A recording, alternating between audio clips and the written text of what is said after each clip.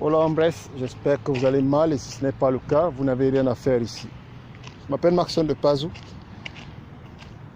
et j'arrive aujourd'hui, n'est-ce pas, avec une information majeure. Seulement 15% des millionnaires français sont entrepreneurs. 15%. La grande majorité, n'est-ce pas, des millionnaires français et même des millionnaires à travers le monde sont des travailleurs. Ce sont des gens qui ont travaillé, n'est-ce pas, dans des entreprises, qui ont fait leur chemin, n'est-ce pas, dans leur entreprise et qui ont fini par devenir millionnaires. C'est une information qui me paraît très très pertinente parce qu'on vit, n'est-ce pas, dans une époque qui met, n'est-ce pas, en avant l'entrepreneur, qui met en avant, n'est-ce pas, l'entreprise et qui vous explique justement que la voie la plus rapide vers la réussite financière, c'est l'entrepreneuriat. Et bien la réalité, n'est-ce pas, la réalité des faits, elle est totalement, n'est-ce pas, contraire à cette doxa.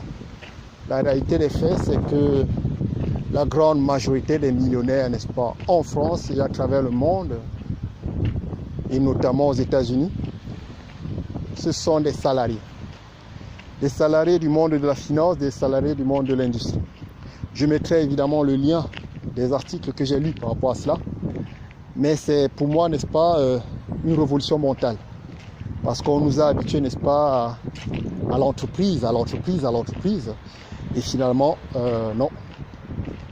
La réalité n'est pas celle-là. Donc gardez ça à l'esprit, les gars, lorsque vous voulez avancer dans votre vie. Gardez ça à l'esprit lorsque vous pensez, n'est-ce pas, à gagner des millions. On a tous de l'ambition. Mais visiblement, le travail, plutôt que l'entreprise, n'est-ce pas, génère des millionnaires. La deuxième information pertinente, c'est la majorité des millionnaires français sont issus, n'est-ce pas, de l'immobilier. Concrètement, l'immobilier, n'est-ce pas, est la première source, n'est-ce pas, de création de millionnaires en France. Ensuite, dans l'article, si mes souvenirs sont bons, il parle de la finance et aussi, n'est-ce pas, de la vente d'objets d'art et de métaux précieux. La troisième information pertinente qu'il faut retenir de tout ça, c'est que ces millionnaires, justement, sont plus riches que leurs parents. Concrètement, ça veut dire quoi? Concrètement, ça veut dire que ce sont des personnes justement qui se sont élevées dans la société. Leurs parents étaient à un niveau A, ils ont élevé, n'est-ce pas, le niveau de jeu à B, C, D, E, F. Donc il y a eu n'est-ce pas, une progression, une évolution, n'est-ce pas, positive, n'est-ce pas, en termes de carrière qui les a menés justement vers le million. C'est quelque chose aussi qui devrait tous nous parler. Donc voilà les amis. Très sommairement, n'est-ce pas, brossé l'état des lieux, n'est-ce pas, des millionnaires en France et à travers le monde. Trois éléments à retenir, hombres. Les faits. Une fois de plus, les faits, la réalité, pas le bullshit, pas la propagande. Uno, 15% seulement des millionnaires français sont entrepreneurs.